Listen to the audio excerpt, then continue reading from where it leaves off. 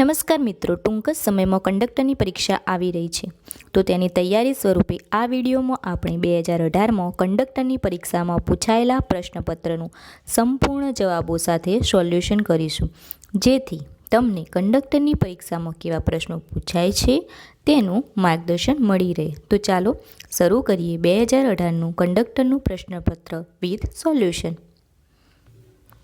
પ્રશ્ન નંબર 1. ગુજરાત નિગમ દ્વારા મહિલા કંડક્ટરની ભરતી ક્યારથી શરૂ કરવામાં આવી છે? તો ગુજરાત નિગમ દ્વારા મહિલા કંડક્ટરની ભરતી 2012થી શરૂ કરવામાં આવી છે મિત્રો. પ્રશ્ન નંબર 2. એસટી નિગમ કઈ પરમિટ હેઠળ બસોનું સંચાલન કરે છે? તો એસટી નિગમ એ સ્ટેજ કેરેજ હેઠળ બસોનું સંચાલન કરે છે. પ્રશ્ન નંબર 3. એસટી નિગમની બસોમાં સીટ નંબર 6, 7, 8, 9 અને 10 કોના માટે અનામત રાખવાની જોગવાઈઓ છે? તો સીટ નંબર 6, 7, 8, 9 અને 10 એ સ્ત્રીઓ માટે અનામત રાખવાની જોગવાઈઓ છે. તો મિત્રો, સ્વાતંત્ર્ય સેનાનીઓ માટે કઈ સીટો છે? તો સ્વાતંત્ર્ય સેનાનીઓ માટે 1 અને 2 સીટ અનામત રાખવામાં આવે છે. ધારાસભ્યશ્રીઓ તથા સંસદ સભ્યશ્રીઓ માટે 11, 12 અથવા તો 13 અનામત રાખવામાં આવે છે. અને વિકલાંગો માટે સીટ નંબર 16, 17 અને 18 અનામત રાખવામાં આવે છે. અને સ્ત્રીઓ માટે 6, 7, 8, 9 અને 10 સીટો અનામત રાખવામાં આવે છે. તો મિત્રો, સાચો જવાબ છે સ્ત્રીઓ માટે. પ્રશ્ન નંબર 4. એસટી નિગમની બસોમાં શાળા મહાશાળામાં ભણતા વિદ્યાર્થીઓને નિયત બસ ભાડામાં કેટલા ટકા રાહત આપવામાં આવે છે? તો સાચો જવાબ છે 82.5% રાહત આપવામાં આવે છે. પ્રશ્ન નંબર 5. લર્નિંગ લાયસન્સ કેટલા સમય સુધી અમલમાં રહે છે? તો લર્નિંગ લાયસન્સ એ 6 મહિના સુધી અમલમાં રહે છે. પ્રશ્ન નંબર 6. મોટર વાહન ધારા મુજબ કંડક્ટર માટેના લાયસન્સ માટે લઘુત્તમ વય મર્યાદા કેટલી છે? તો મોટર વાહન ધારા મુજબ કંડક્ટર માટેના લાયસન્સ માટેની લઘુત્તમ વય મર્યાદા છે 18 વર્ષ. 18 વર્ષના હોઈએ આપણે તો કંડક્ટરનું લાયસન્સ મળી રહે. પ્રશ્ન નંબર 7. ડ્રાઇવિંગ લાયસન્સ કયા ક્ષેત્રમાં પ્રભાવી બની રહે છે? તો મિત્રો, આ પ્રશ્ન છે જેને રદ કરવામાં આવેલો છે 2018ના પ્રશ્નપત્રમાં. પ્રશ્ન નંબર 8. ટ્રાન્સપોર્ટ વાહન સિવાયનું મોટર વાહન ચલાવવા વ્યક્તિની લઘુત્તમ વય મર્યાદા કેટલી હોવી જોઈએ? તો ટ્રાન્સપોર્ટ વાહન સિવાયનું મોટર વાહન ચલાવવા માટે વ્યક્તિની લઘુત્તમ વય મર્યાદા 18 વર્ષ હોવી જોઈએ. 18 વર્ષની હોય તો આપણે મોટર વાહન ચલાવી શકીએ છીએ. પ્રશ્ન નંબર 9. મોટર વાહન ધારાની કઈ કલમ હેઠળ ટિકિટ વગર મુસાફરી કરનારને દંડ કરવામાં આવે છે? તો કઈ કલમ છે? તો કલમ 178 હેઠળ આપણે ટિકિટ વગર મુસાફરી કરીએ તો આપણને દંડ કરવામાં આવે છે. પ્રશ્ન નંબર 10. જો વાહન ચાલક ભયજનક ગતિએ વાહન હંકારતો હોય તો મોટર વાહન ધારાની કઈ કલમ હેઠળ દંડ કરવામાં આવે છે? તો કલમ છે 184. જો વાહન ચાલક ભયજનક ગતિએ વાહન હંકારતો હોય તો મોટર વાહન ધારાની કલમ 184 હેઠળ દંડ કરવામાં આવે છે, ઓવર સ્પીડ હોય તો. પ્રશ્ન નંબર 11. ફરજ પર ચડતા કંડક્ટર પાસે કયા સરકારી દસ્તાવેજ હોવા જોઈએ? તો કંડક્ટર પાસે લાયસન્સ બેજ હોવો જોઈએ. પ્રશ્ન નંબર 12. એસટી નિગમના કંડક્ટરે પોતાનો બેજ ક્યાં લગાવવાનો હોય છે? તો કંડક્ટરે પોતાનો બેજ શર્ટ પર ડાબી બાજુના ખિસ્સા ઉપર લગાવવાનો હોય છે. પ્રશ્ન નંબર 13. નિગમની બસોમાં લગેજ ગણતરીનો સ્લેબ 20 kgનો છે, એટલે 20 કિલોગ્રામ હોય તો એક સ્લેબ ગણાય. તે સ્લેબ દીઠ એક સ્ટેજનું ભાડું 30 પૈસા છે. સ્ટેજ એટલે 6 કિલોમીટરનો રહેશે. એક સ્ટેજ 100 કિલોમીટરની રહેશે. એક સ્લેબ 20 કિલોનો રહેશે. લગેજ રકમની ગણતરી આગળના સ્લેબમાં આગળના રૂપિયામાં રાઉન્ડ ફિગરમાં લેવાની રહેશે. સમથિંગ કે 2.40 આવે તો આપણે 3 રૂપિયા લેવાના રહે છે. હવે 25 kg લગેજ એક મુસાફરી માટે ફ્રી રહે છે. હવે 25 કિલોગ્રામ જે લગેજ છે એક મુસાફરી માટે ફ્રી રહે. તો લગેજની ગણતરી મુસાફરી દીઠ રહેશે. હવે આપણને પૂછ્યું છે કે 8 સ્ટેજના 40 kg લગેજ માટે એક મુસાફરે ચૂકવવાનું થતું લગેજનું ભાડું કેટલું હશે? તો જવાબ છે 3 રૂપિયા. આપણે સમજી લઈએ. હવે આમને પૂછ્યું છે એક એક મુસાફર માટે 25 કિલોગ્રામ લગેજ ફ્રી હોય. હવે આપણે વધારાનો ચાર્જ કેટલો ચૂકવવાનો રહેશે? 40 - 25 એટલે 15 કિલોગ્રામ આપણા જોડે રહ્યું. હવે 20 કિલોગ્રામ સુધી તો એક સ્લેબ ગણાય છે, તો આપણા જોડે 15 કિલોગ્રામ છે એટલે એક સ્લેબ ગણાય છે. તો લગેજ ચાર્જ બરાબર સ્લેબ એટલે એક સ્લેબ ગુણ્યા સ્ટેજ એટલે 8 સ્ટેજનું પૂછ્યું એટલે 8 ગુણ્યા સ્ટેજ દીઠ ભાડું કીધું છે 30 પૈસા એટલે 0.30. તો જવાબ આવશે 2.40. હવે આપણે રાઉન્ડ ફિગરમાં આગળના પૈસામાં લેવાના છે. 2.40 છે એટલે 3 રૂપિયા. સાચો જવાબ છે 3 રૂપિયા. પ્રશ્ન નંબર 14. 24 સ્ટેજની મુસાફરી કરી રહેલ એક મુસાફર પાસે 75 kg લગેજ છે. તે સ્લેબ દીઠ એક સ્ટેજનું ભાડું 30 પૈસા રહે છે. તો કંડક્ટરે કેટલા રૂપિયાની લગેજ ટિકિટ મુસાફરને આપવાની રહેશે? તો મિત્રો 24 સ્ટેજ છે, એના જોડે 75 kg લગેજ છે અને તે સ્લેબ દીઠ એક સ્ટેજનું ભાડું 30 પૈસા છે. હવે 75 kg લગેજ છે એની પાસે, તો એમાંથી આપણે 25 કિલો લગેજ તો આપણે એક મુસાફર દીઠ ફ્રી હોય છે, એટલે 75 - 25 એટલે 50 kg લગેજ રહ્યું. 20 kg એટલે એક સ્લેબ થાય, તો 20 kg એટલે 40 kg અને 10 kg એટલે આના 3 સ્લેબ થશે.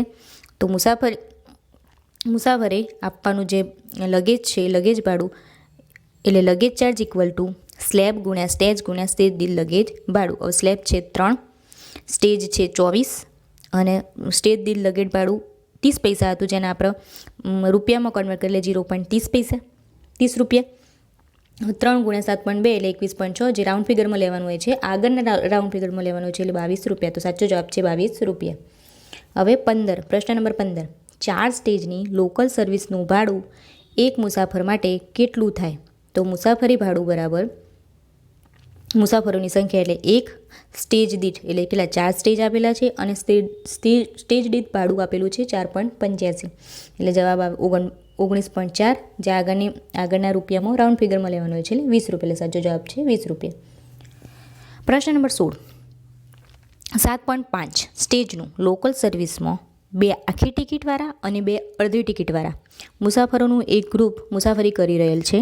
કંડક્ટરે કેટલા રૂપિયાની કુલ ટિકિટો આપવાની રહેશે? હવે સ્ટેજ દીઠ રૂપિયા 1.50 છે, બરાબર. એવા કેટલા સ્ટેજ છે? 7.5 સ્ટેજ છે, બરાબર. હવે 2 આખી ટિકિટવાળા અને 2 અડધી ટિકિટ એટલે 2 આખી અને 2 અડધી, 2 અડધીને એક આખી થઈ જાય એટલે કુલ જેટલી ટિકિટ થઈ 3. તો હવે એમાં મુસાફરી ભાડું બરાબર મુસાફરીની સંખ્યા એટલે 3 થઈ, 2 આખી અને 2 અડધી એટલે 2 અડધીની આખી થઈ જાય એટલે 3. સ્ટેજ કેટલા આપેલા છે? 7.5 અને સ્ટેજ દીઠ ભાડું કેટલું કીધેલું છે? 1.5.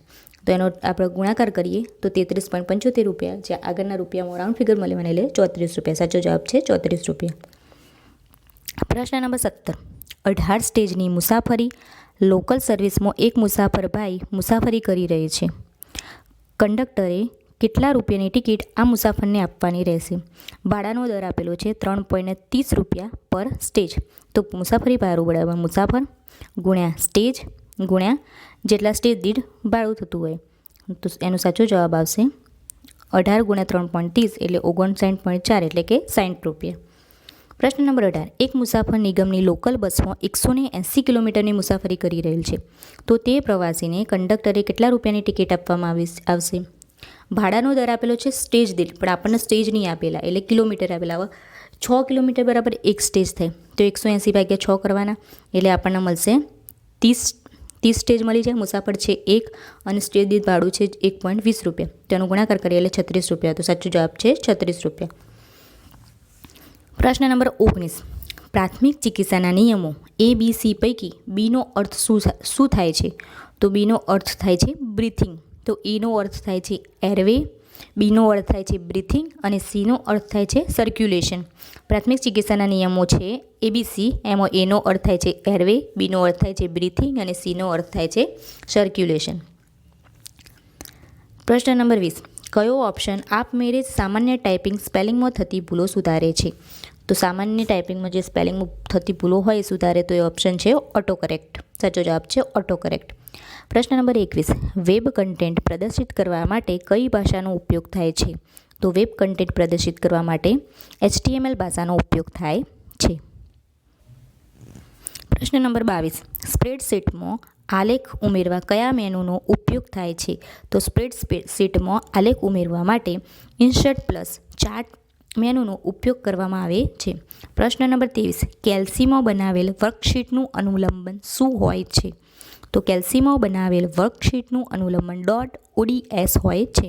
પ્રશ્ન નંબર 24. નીચેનામાંથી કયું તાર્કિક વિધેય નથી? તો તાર્કિક વિધેય પ્રોપર એ તાર્કિક વિધેય નથી. પ્રશ્ન નંબર 25. BMPનું પૂરું નામ શું થાય છે? તો BMPનું પૂરું નામ થાય છે બીટ મેપ પિક્ચર. સાચો જવાબ છે બીટ મેપ પિક્ચર. પ્રશ્ન નંબર 26. કયા સ્થાનાંકના સૂત્રની નકલ કરવાથી કે ખસેડવાથી તેમાં કોઈ પરિવર્તન આવતું નથી? તો કયો સ્થાનાંક છે? તો સાચો જવાબ છે નિરપેક્ષ સ્થાનાંકમાં ના સૂત્રની નકલ કરવાથી કે તેને ખસેડવાથી તેમાં કોઈ પરિવર્તન આવતું નથી. પ્રશ્ન નંબર 27. નીચેનામાંથી કયો ગુણધર્મ છબીની ઊંચાઈ અને પહોળાઈની કિંમત પિક્સેલમાં દર્શાવે છે? તો કયો ગુણધર્મ? Height and width. પ્રશ્ન નંબર 28. એક્સટર્નલ સ્ટોરેજ તરીકે કોનો સમાવેશ કરી શકાય છે? તો એક્સટર્નલ સ્ટોરેજ તરીકે ઓપ્ટિકલ ડિસ્કનો સમાવેશ કરી શકાય છે. પ્રશ્ન નંબર 29. ઇનપુટ ડિવાઇસ તરીકે કોનો સમાવેશ કરી શકાય છે? તો ઇનપુટ ડિવાઇસ તરીકે ટ્રેક બોલનો સમાવેશ કરી શકાય છે. પ્રશ્ન નંબર 30. હાર્ડવેર અને સોફ્ટવેરને જોડવાનું કામ કોણ કરે છે? તો હાર્ડવેર અને સોફ્ટવેરને જે જોડવાનું કામ કરે છે ઓપરેટિંગ સિસ્ટમ કરે છે. સાચો જવાબ છે ઓપરેટિંગ સિસ્ટમ. પ્રશ્ન નંબર 31. નાનામાં નાનો યુનિટ કયો છે? તો નાનામાં નાનો યુનિટ એ બીટ છે. પ્રશ્ન નંબર 32. નોટપેડ કયા પ્રકારનું સોફ્ટવેર છે? તો નોટપેડ એ આમાં જે ઓપ્શન આપેલા છે એમાંથી કોઈ પણ આમાંથી એક પણ છે નહીં, પણ નોટપેડ એ સાચી રીતે ટેક્સ્ટ એડિટર નામનું સોફ્ટવેર છે. પ્રશ્ન નંબર 33. MS વર્ડ એ ખાલી જગ્યા પ્રોગ્રામ છે? તો MS વર્ડ એ વર્ડ પ્રોસેસિંગ પ્રોગ્રામ છે. પ્રશ્ન નંબર 34. કીબોર્ડમાં કેટલી ફંક્શન કી જોવા મળે છે? તો કીબોર્ડમાં F1 F2 એમ કરીને F12 ફંક્શન કી હોય છે. તો સાચો જવાબ છે 12 ફંક્શન કી જોવા મળે છે. પ્રશ્ન નંબર 35. રેમ એટલે શું? રેમ એટલે રેન્ડમ એક્સેસ મેમરી. પ્રશ્ન નંબર 36. રેમનો સમાવેશ કયા પ્રકારની મેમરી તરીકે થાય છે? તો રેમનો સમાવેશ એ પ્રાઇમરી મેમરી તરીકે થાય છે, જે આપણા કોમ્પ્યુટરમાં ઇન્સ્ટોલ હોય છે, પ્રાઇમરી મેમરી. પ્રશ્ન નંબર 37. નીચેનામાંથી કયું સર્ચ એન્જિન નથી? તો સાચો જવાબ છે મોઝિલા. પ્રશ્ન નંબર 38. વેબ પેજને રિફ્રેશ કરવા માટે કઈ કીનો ઉપયોગ થાય છે? તો વેબ પેજને રિફ્રેશ કરવા માટે F5 કીનો ઉપયોગ થાય છે. પ્રશ્ન નંબર 39. કયું ચિહ્ન ઈમેલ આઈડીને 2 ભાગમાં વહેંચે છે? તો @. પ્રશ્ન નંબર 40. નીચેના વાક્યમાં રેખાંકિત સમાસનો પ્રકાર જણાવો. નાહીએ ત્યારે આખી નર્મદા આપણી હોય. તો નર્મદા એટલે નર્મ એટલે કે આનંદ આપનાર. તો આપનાર એટલે સાચો જવાબ છે ઉપપદ સમાજ. આપનાર પાછળ જોઈન્ટ થતું હોય તો નર્મદા એટલે નર્મ અને આનંદ આપનારી એટલે ઉપપદ સમાસ. પ્રશ્ન નંબર 41. નીચેના શબ્દોની જોડણીમાંથી કઈ સાચી છે તે જણાવો. તો સાચો જવાબ છે ઓપ્શન એ પત્ર ચેષ્ટા. પ્રશ્ન નંબર 42. નીચે આપેલા શબ્દોની સંધિમાંથી સાચી સંધિ જણાવો. તો સાચી સંધિ નિશ્ચિતની સાચી સંધિ છે ઓપ્શન એ નિસ પ્લસ ચિંત.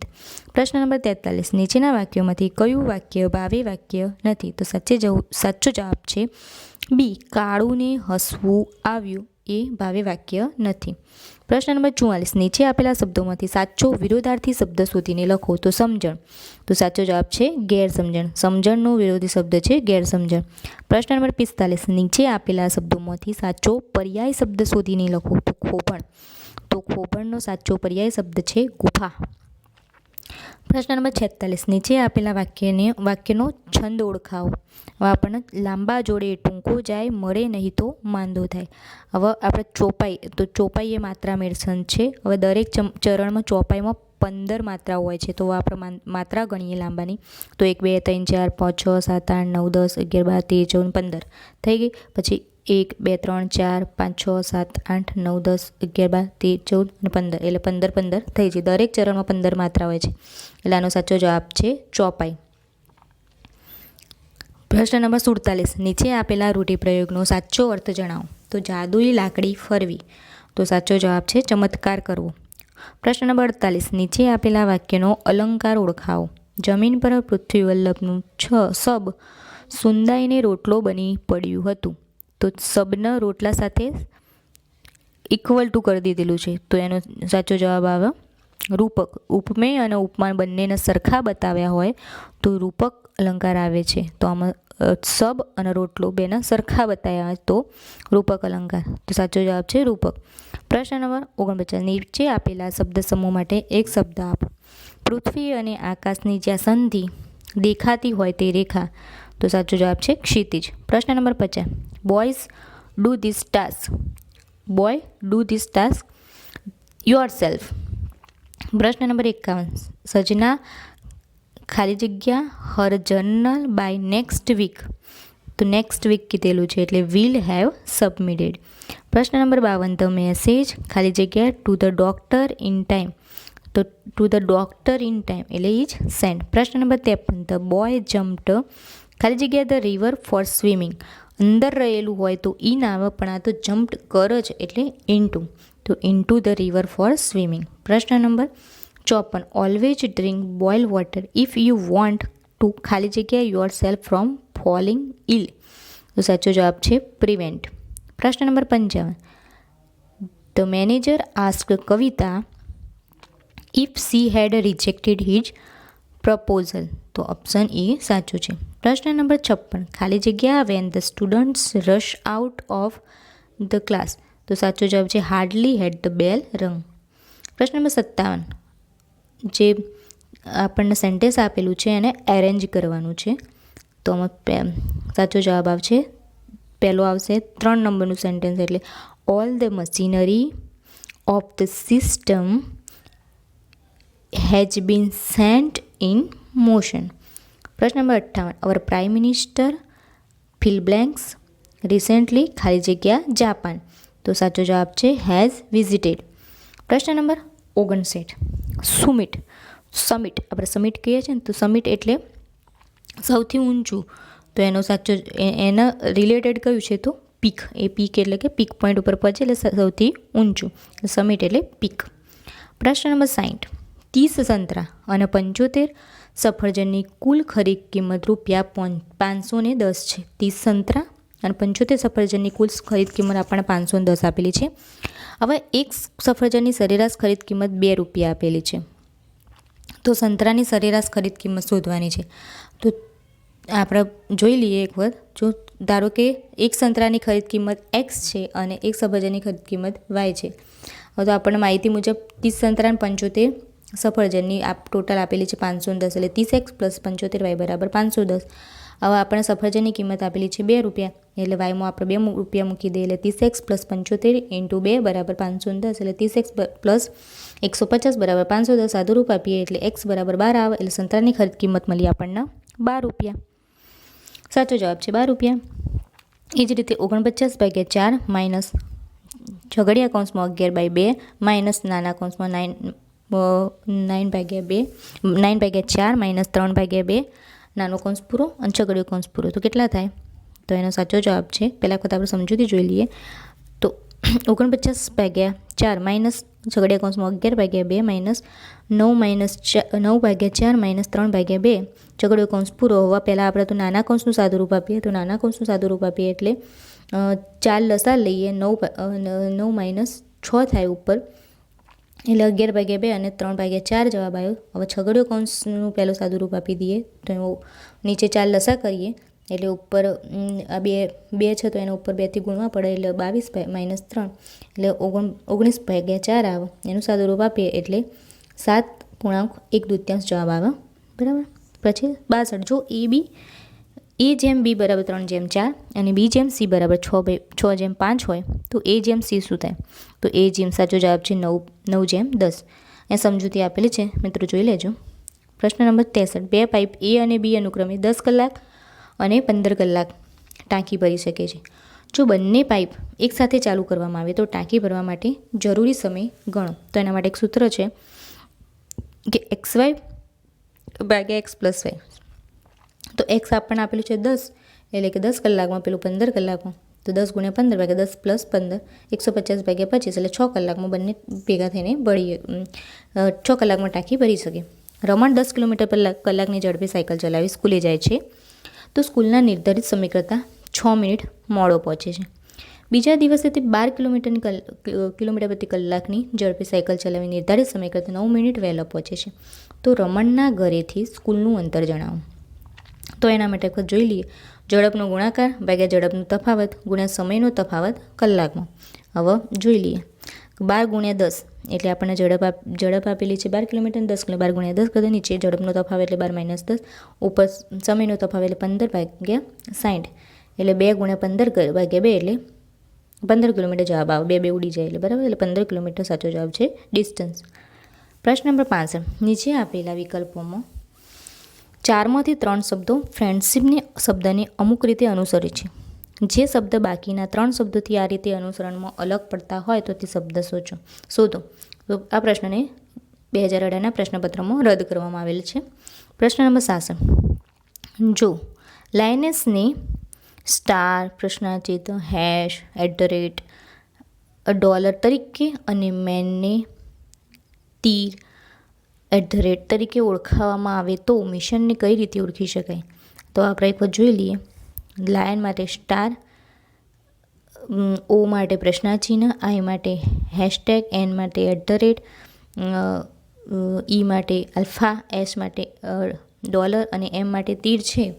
તો એ જ રીતે આપણે મિશન માટે કીધેલું છે. તો M માટે તીર લેવાનું છે, પછી I માટે હેશટેગ લેવાનું છે, એ રીતે S માટે $, લેવાના છે, બીજા S માટે $, લેવાના છે, I માટે હેશટેગ લેવાનું છે, O માટે પ્રશ્નાચિહ્ન લેવાનું છે, અને N માટે @ લેવાનું. એટલે સાચો જવાબ આવે છે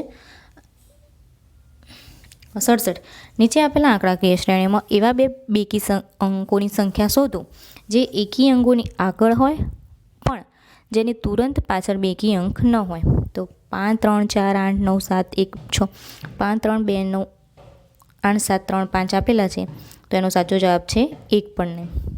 એક વખત સમજૂતી આપેલી છે મિત્રો, તમે જોઈ લેજો. પ્રશ્ન નંબર 68. નીચે આપેલા અંગોમાંથી એકને બાદ કરતા દરેક અંક રીતે સામ્યતા ધરાવે છે. જે એક અંગ બધા કરતાં એ સામ્યતાની દ્રષ્ટિએ અલગ પડે છે તો તેનું નામ ઓળખો. તો સાચો જવાબ છે. આ પ્રશ્ન પણ રદ કરવામાં આવેલ છે.